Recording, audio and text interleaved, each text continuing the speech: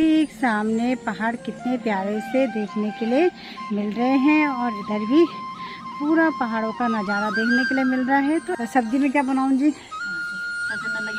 हाँ हाँ हाँ, अच्छा उसी को बनाती हूँ ना। चिंडों को किचन में ला गई हूँ और इनको अच्छे से धोऊंगी और काट दूंगी और आप लोग को भी दिखाऊंगी कि चचिंडे की सब्जी मैं किस तरीके से बनाती हूँ। क्योंकि आटा भून लेती हूँ और पौधे की जो रोटी बनेगी आप लोग को पता होगा बहुत ही टेस्टी होती है। तो हम चचिंडे के साथ पौधे की रोटी खाएंगे। इस तरीके से भी लोग रोटी बना लेते थे, तो ये वाला तरीका ही मेरे को आता है।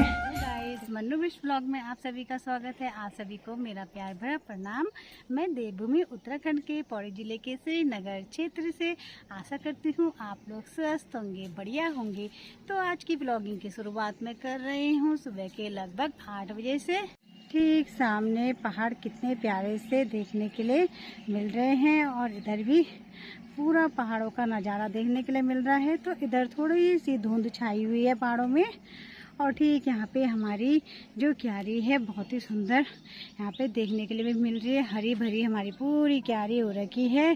तो इसमें विभिन्न प्रकार की सब्जियां भी लगी हुई है, जैसे हमारे हरे बैंगन भी है और साथ में काले बैंगन भी लगे हुए हैं और थोड़ी बहुत भिंडियाँ भी लगी हुई है। आगे जो है वो मिर्ची लगी हुई है और ठीक सामने हमारा हल्दी भी लगी हुई है। तो हमारी हल्दी जो है वो भी बहुत ही अच्छी कलर देती है। जब वो होती है पूरी तो हम लोग अच्छे से उबाल के उसे यूज़ करते हैं। और यहाँ पे हमारा आम का पेड़ बहुत ही बढ़िया दिख रहा है। उसके ठीक पीछे में ये देखिए बहुत ही प्यारा सा नज़ारा देखने के लिए मिल रहा है। और लोगों के जो मकान हैं वहाँ पे भी देखिए कितने आगे पे फील्ड भी है, तो वहाँ पे भी हरा भरा पूरा हो रखा है ठीक सामने। और यहाँ पे हमारे देखिए आड़ू का पेड़ भी है और ठीक उसके बगल में अमरूद का पेड़ भी है। और यहाँ पे हमारे चचिंडे के बेल बहुत सुंदर से लगी हुई है। तो जो चचिंडे की बेल है वो बहुत अच्छे से फैल गई है और यहाँ पे फूल भी उसमें लगे हुए हैं सफ़ेद कलर के। आप लोग को भी दिख ही रहा होगा कितना बढ़िया नज़ारा देखने के लिए मिल रहा है। और आप लोग को भी पता होगा कि सावन का महीना तो शुरू हो गया है, तो सावन के महीने में हरा भरा देखने के लिए मिलता है। और ये हमारी जो है कद्दू की बेल है, तो कद्दू की बेल भी आते हुए पूरे छत में फैल चुकी है और इसमें अब धीरे धीरे कद्दू भी लगने शुरू हो जाएंगे। अभी तो इसमें जो है फूल ही आ रहे हैं, पीले कलर का फूल भी आप लोग को दिख ही रहा होगा। हमारी कद्दू की बेल जो है वो इधर के लिए भी फैलती हुई जा रही है। कितनी सारी झाड़ियाँ भी हो रखी है। ठीक ऊपर में ये पूरा जंगल है और लोगों ने देखिए मकान ही बनाए रखे हैं। तो इस मकान की तो फिनिशिंग ही चल रही है और जो इसके ठीक बगल में मकान है तो इसमें अभी प्लास्टर भी होना है। तो इसमें अभी बहुत काम है। तो सब्जी में क्या बनाऊँ जी? हाँ हाँ हाँ, अच्छा उसी को बनाती हूँ ना। हाँ जी, मेरे को तो ये पता नहीं रहता भाई कौन कौन से चचिंडे निकालने। मोटा मोटा सा ना। हाँ हाँ, अच्छा हाँ हाँ, क्योंकि हमने पिछली बार बीज का भी निकाल दिया था, हमें पता नहीं था। और ससुर जी ने बोला कि भाई बेटा बीज के भी थे उसमें, है ना, तो मैं वही निकालूंगी जो बीज के लिए। तो मोटे मोटे वाले रखे होंगे आपने ना?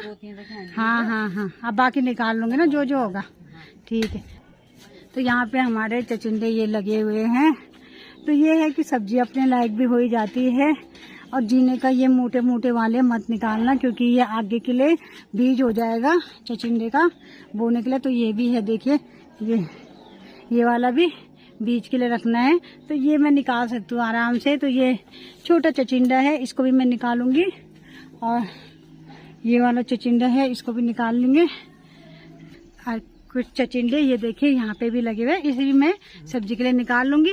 और ये वाला जो चचिंडा है इसको भी मैं सब्जी के लिए निकाल लूंगी। वाला जो चचिंडा है जिसने बोला था इसे निकाल लेना, तो मैं इसको निकाल लेती हूँ। ऐसे करके मैं सब चचिंडे निकाल लूंगी।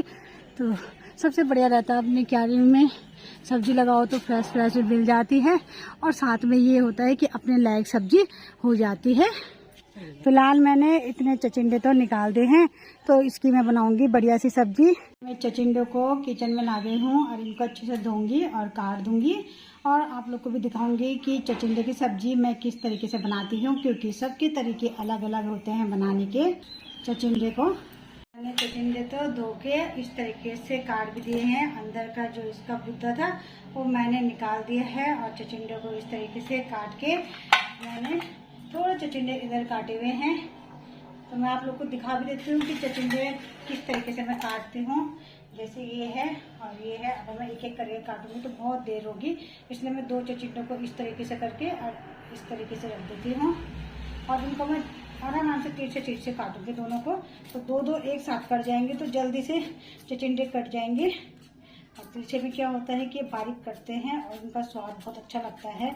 बहुत से लोग चचिंडे सीधे सीधे काट देते हैं, उसमें ज़्यादा टेस्ट नहीं लगता है। और ऐसे करके चचिंडे काटूंगी और मैं बताऊंगी आपको किस तरीके से मैं सब्जी बनाऊंगी इसकी। तो मैंने काटने का तरीका तो आपको बता दिया है और मैं ऐसे करके सब चचिंडे काट दूंगी। और ये देखिए कितना बारीक ये कटा हुआ है और इस तरीके से तिरछे में। तो मैंने चचिंडे को इस तरीके से काट दिया है, ये पूरे बारीक बारीक तरीके से, ताकि ये अच्छे से पक जाएं। अब मोटे होंगे तो फिर ये अच्छे से पकेंगे नहीं और स्वाद भी अच्छा नहीं देंगे। तो ये है कि क्यारी के जो चचिंडे हैं वो काटने में भी बहुत ही सॉफ्ट तरीके से कटे। तो अब मैं इनको छौंकूंगी। चचिंडों को छौंकने के लिए मैंने कढ़ाई में तेल भी ले लिया है। तो तेल की मात्रा मैं ठीक रखूंगी क्योंकि मुझे इसमें चचिंडे अच्छे से फ्राई करने हैं। अभी तो तेल अच्छे से गर्म हो गया है। सबसे पहले तो मैं इसमें डालूंगी जखिया। जखिया का स्वाद तो बहुत बढ़िया होता है चचिंडे में। और अब मैं डालूंगी चचिंडा। इस तरीके से चचिंडा डाल के थोड़ा सा मैं इसको घुमाऊंगी और ये पूरा चचिंडा मैं डाल दूंगी तेल में। तो ये है कि चचिंडा अच्छे से फ्राई हो गए। तो ये अभी दिखने में बहुत ज़्यादा लग रहा है और जब अच्छे से फ्राई होगा तो चचिंडा कम हो जाएगा। और जब तक ये चचिंडा तेल में जरा अच्छे से कलर देता है तब तक मैं प्याज भी काट लेती हूँ। तो चचिंडे को बीच में घुमाना भी है। मैं इसको अच्छे से मिक्स कर दूँगी। तो ये नीचे ना लगे चचिंडा, इसलिए बीच में इसे घुमाते भी रहिए। चचिंडा नीचे ना लगे इसलिए बीच में इसे घुमाते भी रहना है। और मैं आप लोग को बता भी दी हूँ कि मैं किस तरीके से चचिंडा बनाती हूँ। तो सबसे पहले तो ये है कि आप लोग मेरे तरीके से चचिंडा बनाओगे तो लोहे की ही कढ़ाई में बनाना, क्योंकि लोहे की कढ़ाई ये होती है कि जल्दी से चचिंडे को बहुत अच्छे से कलर दे देती है और अच्छी तरीके से उसे पका भी देगी। और एल्यूमिनियम ये होता है कि थोड़ा उसकी तरफ मोटी होती है तो बहुत ज़्यादा टाइम लग जाता है। तो मतलब कि आपके जिस हिसाब से लोहे की कढ़ाई में चचिंडा पकेगा उस हिसाब से आपके एल्यूमिनियम की कढ़ाई में नहीं पक पाएगा चचिंडा। तो अब मैं चचिंडे में हरी मिर्च भी काट देती हूँ।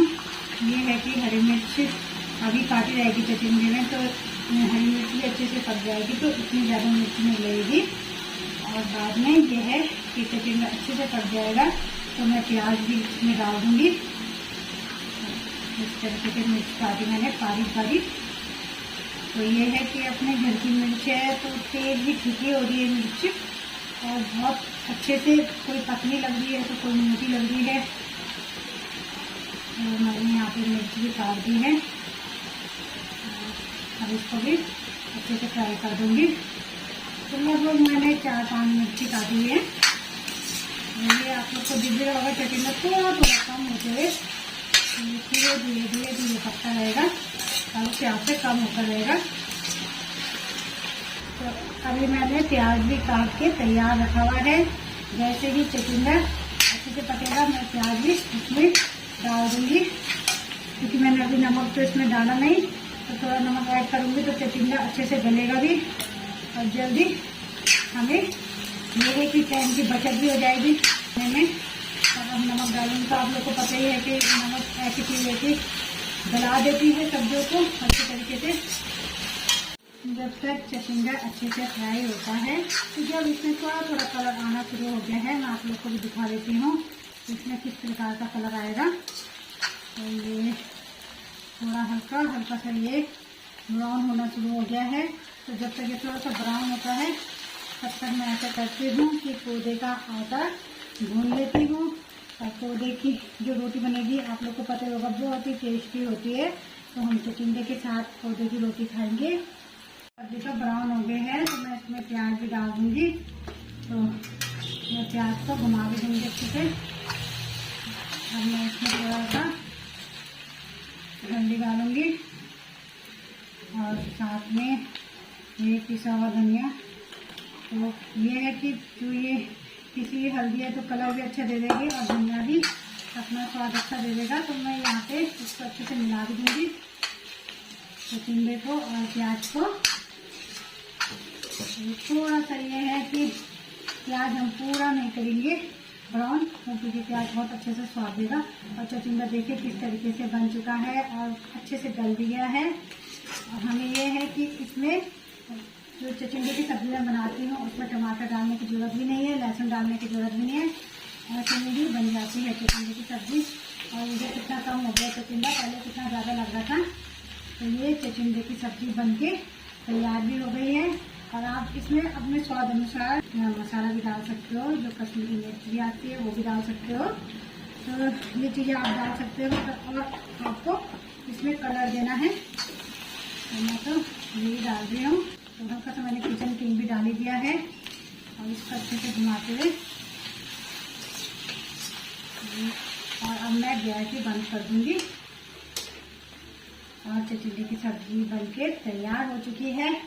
और अब मैं बनाऊंगी कोदे की रोटी। अरे मैंने तवा गैस में गर्म करने के रख दिया है और अभी मैं बगल में बनाती हूँ कोदे की रोटी। तो कोदे की रोटी मैं ज़्यादा मोटी नहीं बनाऊंगी, ठीक बनाऊंगी ताकि जी लोग आराम से रोटी को चबा सके। तो इस तरीके से कोदे की रोटी बनाएंगे। अब मौसम भी बहुत अच्छा हो रहा है आज का, तो मानसून सा मौसम, तो उसमें तो कोदे की रोटी का आनंद ही अलग आता है। तो ये ऐसे करके मैं रोटी बना दूंगी। अब जब पहले के टाइम पे क्या होता था कि कभी ये हुआ कि बेलन बुलन धोने के लिए डाल दिए तो इस तरीके से भी लोग रोटी बना लेते थे। तो ये वाला तरीका भी मेरे को आता है। इस तरीके से इसको घुमाया जैसे, तो मैं इस तरीके से भी बना लेती हूँ। कोदे की रोटी तो टेस्टी भी होती है। और जैसे मैंने ये बना दिया तो इसको इस तरीके से करूँगी। और देखिए रोटी भी तैयार हो गई है कोदे वाली बिना बेलन के। अब इसको मैं इसी तरीके से बनाऊंगी और इसका स्वाद भी बहुत अच्छा लगता है खाने में बिना बेलन की सहायता के। तो मैंने ये रोटी बनाई है कोदे की। तो अब मैं इसको डाल दूंगी पकाने के लिए तवे में। ये रोटी मैंने तवे में डाली है और साथ में जो मैंने बेलन से ले ली थी वो वाली रोटी कोदे की यहाँ पे सेक रही हूँ। तो ये होता है कि कोदे की जो रोटी है चूल्हे में भी बहुत ही टेस्टी होती है और गैस का अलग स्वाद होता है और चूल्हे का तो बहुत ही टेस्टी स्वाद होता है। जी को 2 तरीके की रोटी खिलाऊंगी। जी को बोलूँगी ये मैंने बेलन से बनाई है और ये मैंने बिना बेलन के बनाई हुई है। तो इसका और उसका टेस्ट में थोड़ा अंतर हो गया क्योंकि इसमें हाथ के निशान हो जाते हैं जो बिना बेलन के बना रखी है मैंने कोदे की रोटी। और ये बेलन वाली तो आप लोग को दिख रही होगी। मैं इसको भी सेक लेती हूँ। तो थोड़ी देर में घी भी आने वाली है नाश्ता करने के लिए। घी के लिए मैंने यहाँ पे चिचिंडा और प्याज जो मैंने मिक्स में बनाया उसकी सब्जी भी रख दी है कटोरी में और साथ में एक कोदे की रोटी। तो मैं जी के लिए नाश्ता लेके जाती हूँ। तो मैंने जी को नाश्ता दे दिया है और जी ने भगवान जी को भोग भी लगा दिया है। और जी चखिए कि कैसे बनाई है मैंने चिचिंडे और प्याज भी डाला और मैंने साथ में तो उसकी सब्जी। और ये रोटी मैंने बिना बेलन के बना रखी है वो देखिए और वो वाली बेलन की बना रखी है। तो मैंने बोला कि थोड़ा दिखा लेते हैं बिना बेलन की भी कैसे बनती है। तो उसका स्वाद अलग आता था जी बिना बेलन वाला। हाथ से पका के जैसे हाथ से खूब फतेड़ो, हाथ का स्वाद। हाँ सही हो रही सब्जी, बहुत अच्छी हो रही है। मेहनत का फल क्या होता है? हाँ तो मेहनत का फल मीठा होता है। तो ये है कि हाँ बहुत पुराने तो उसकी चचिंडे की तिचोड़ी भी खराब से नहीं लगती है, जो सूख जाते हैं चचिंडे। तो ये फ्रेश फ्रेश चचिंडे की कितनी प्यारी हो रही थी उसमें तिचोड़ी भी। तो ये देखो चचिंडे भी टेस्टी हो रहे हैं। आज मैंने आप लोग को दिखाया कि मैं चचिंडे की सब्जी किस तरीके से बनाती हूँ, और हमारी जी को भी बहुत ही टेस्टी लगी चचिंडे की सब्जी और कोदे की रोटी। तो ये है कि दोनों का बहुत ही अच्छा स्वाद आता है जब अगर चचिंडे की सब्जी के साथ कोदे की रोटी बनाओ। वैसे तो हरा नमक भी बना सकते हैं और उसमें आप लोग घी भी खा सकते हो घर का, तो बहुत ही टेस्टी होता है कोदे के साथ ये चीजें। तो बाय गाइज, मिलते हैं नेक्स्ट ब्लॉग में। वीडियो अच्छी लगी तो लाइक कमेंट शेयर जरूर कीजिएगा आप लोग।